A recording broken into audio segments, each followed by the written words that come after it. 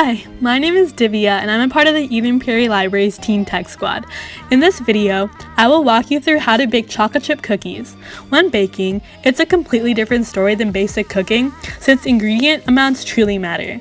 While making these sweet cookies, I will also explain the science behind the way these ingredients work to create both the flavor and structure of a delicious chocolate chip cookie. So for the ingredients, you're going to want 1 stick of melted butter, a half a cup of brown sugar, a 1/4 cup of white sugar, 1 large egg, 1 teaspoon of vanilla extract, half a teaspoon of baking soda, half a teaspoon of salt, 1½ cups of all-purpose flour, and then a half a cup of chocolate chips. So first, you're going to want to preheat your oven to 350 degrees Fahrenheit. In a large mixing bowl, add the butter, egg, and vanilla extract. Then whisk until smooth. Eggs are actually a major source of moisture and protein in the cookie dough because the liquid in eggs give a cookie structure by bonding with the starch and protein in the flour. The protein is actually what helps to make cookies much more chewy. Then you're going to want to whisk in the 2 sugars, the brown and the white sugar, until thoroughly combined. Then you're going to want to pour in the baking soda and salt over the top of the mixture and stir in.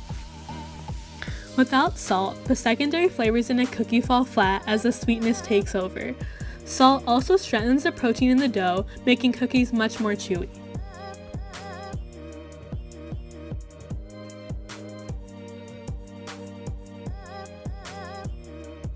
Next, you're going to want to add the flour and stir it in until fully combined and a smooth dough is formed. Depending on its ratio to other ingredients in the dough, flour makes cookies chewy or crisp or crumbly. A lower proportion of flour to the amount of liquid or egg results in a cakey or chewy texture. A high proportion of flour to the small amount of liquid in the butter produces a tender, crumbly texture. So feel free to change the amount of flour you put in to create a cookie of your desired texture.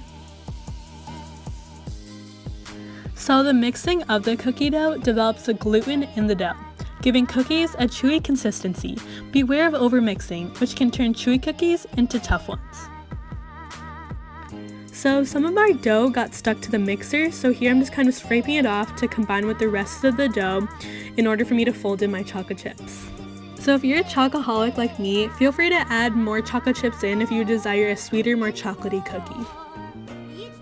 So our mixer has a fold option on it, so this is why I'm using it to fold in the cookies, but if yours does not, feel free to use a rubber scraper or a ladle to do so.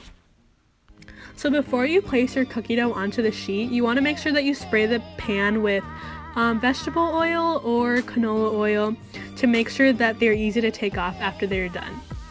You're then going to want to drop the dough by rounded tablespoons onto the cookie sheet about 2 inches apart.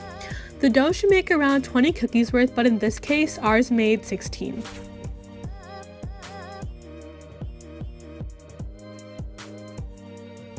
Also, if you want a more circular cookie, feel free to make your cookie dough into rounder balls. Next, you're going to want to place the cookies into the oven.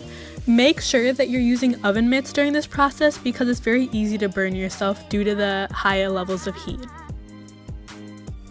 Then, set the timer to 9 to 10 minutes. Low temperature and longer baking time yield crispier, thinner cookies. A high temperature and shorter baking time makes softer, thicker cookies, so feel free to add less or more time based on the type of cookie you want.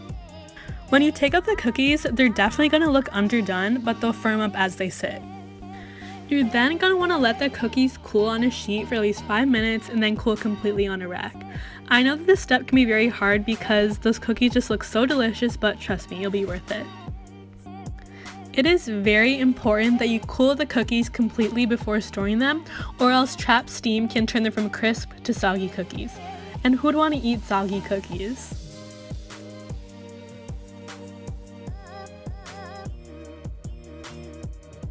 Well, there you go. Now you have some delicious chocolate chip cookies.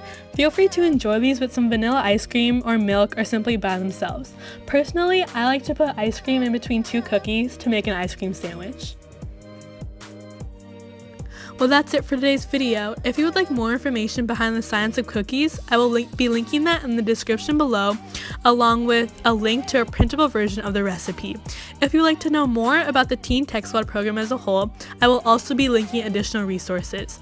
Thanks for watching, and I hope you enjoyed.